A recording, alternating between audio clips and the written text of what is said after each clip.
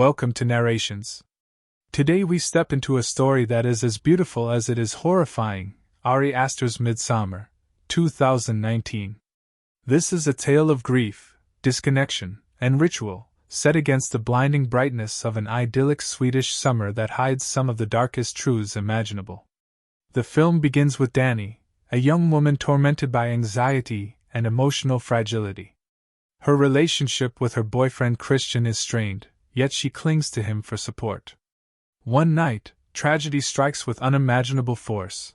Her sister, struggling with mental illness, kills herself and their parents in a gruesome carbon monoxide murder-suicide. Dani is devastated, her cries echoing into the void, and though Christian had been on the verge of breaking up with her, the event binds him to her out of guilt and obligation. Their relationship limps forward, built on pity and avoidance rather than love. Months later, Christian and his graduate student friends, Mark, Josh, and Pell, are planning a trip to Sweden.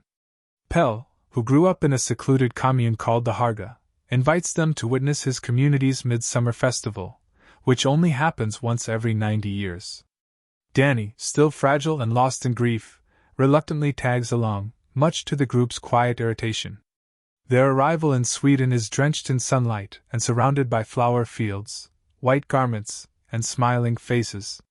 The Harga community greets them warmly, their peaceful demeanor and idyllic environment giving a sense of tranquility that feels almost too perfect. At first, the rituals seem eccentric but harmless. The visitors witness ceremonies filled with music, dances, and feasts under the endless daylight. Yet, the beauty masks unease. The first true shock comes during the Atestapa, when two elders climb a cliff and leap to their deaths in front of the entire community. Dani and the others are horrified. The commune members calmly explain this act as a noble tradition, a cycle of life and renewal. Dani is shaken to her core, Christian unsettled but curious, while Josh, ever the anthropologist, is fascinated by the cultural significance. The divide between outsiders and insiders grows clearer. Tensions rise within the group. Mark disrespects the sacred land and urinates on an ancestral tree, drawing outrage. Josh secretly tries to photograph the commune's runic scriptures, breaking strict rules. Both actions mark them as unwelcome intruders. Dani, meanwhile, is increasingly pulled into the rhythm of the community, drawn to their unity and the way they share emotions.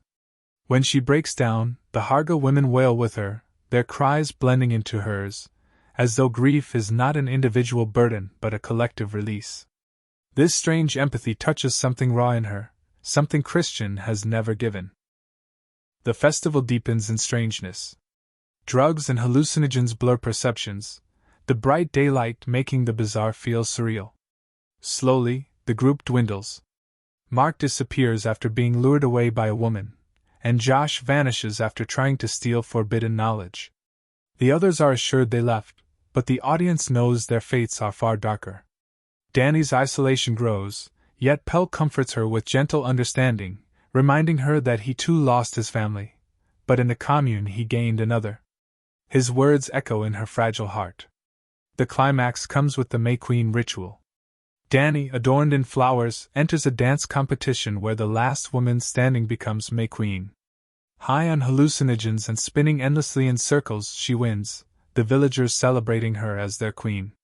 For the first time in the film, Dani smiles, embraced and cherished by a family that seems to love her unconditionally.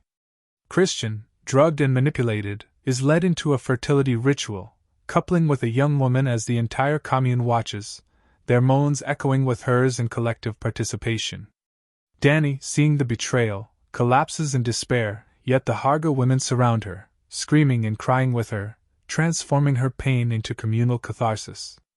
The final ritual demands 9 sacrifices, 4 outsiders, 4 commune members, and 1 chosen by the May Queen. Dani, now crowned in flowers, is given the power to choose between a villager or Christian. Her eyes fall on him, pathetic, gasping, and terrified, locked inside a bare carcass, symbolizing corruption. In her gaze, years of neglect, betrayal, and grief crystallize into one decision. She chooses him.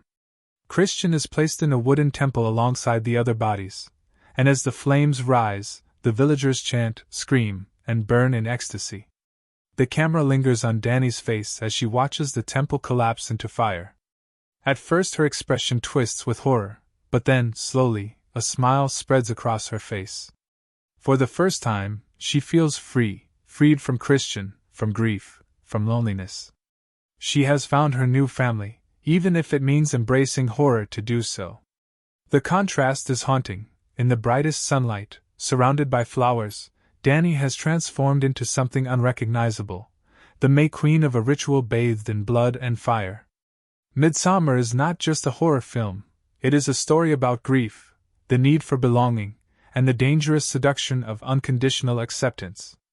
Its horror lies not in darkness but in daylight, not in monsters but in rituals that reflect humanity's oldest desires and fears. It is beautiful and grotesque, hopeful and devastating, and it leaves us with one unforgettable image: a broken woman finding her smile in the ashes of everything she once knew. If this story unsettled you and drew you into its strange beauty, don't forget to like, share, and subscribe to Narrations for more cinematic retellings this Halloween season.